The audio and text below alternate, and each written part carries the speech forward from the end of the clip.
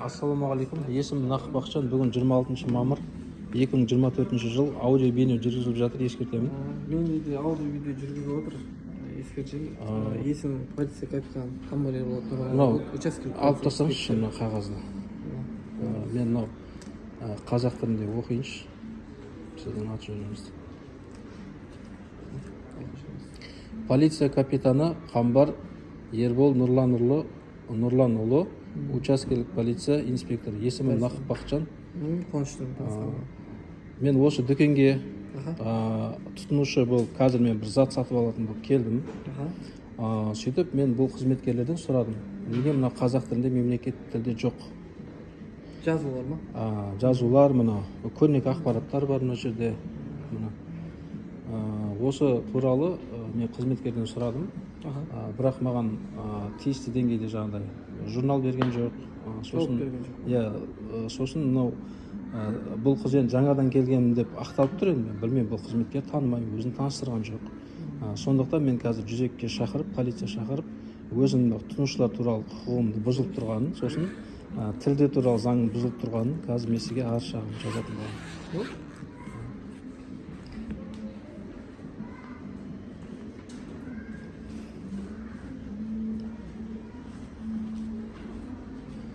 Жаңа ғана аппаратты көрсетіп тексерте беріңізші. Қандас, сіз ана аппарат тексерте беріңіз.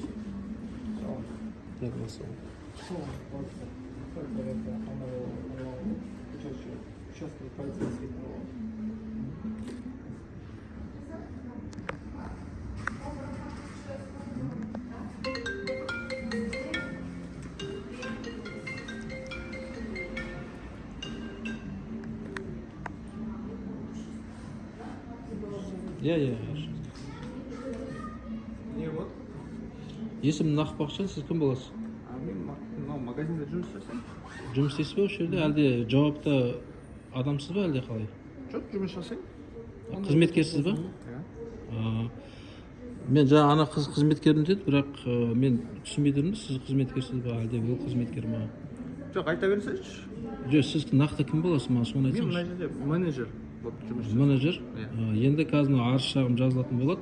Соны үлкен басшыларыңызға жеткізесіздер. Мына жердегі қазақ тілін өзгертіп, маған видео жауап күтемін сіздерден. Мен қазір фиксация жасап жатырмын. Арыз жазылады. Осыны мен видео ретінде ертең жауабын қазақ тілге аударылғанын барлығын, соның жауабын күтетін боламын. Себебі бұл жерде бұрмаланып жатыр.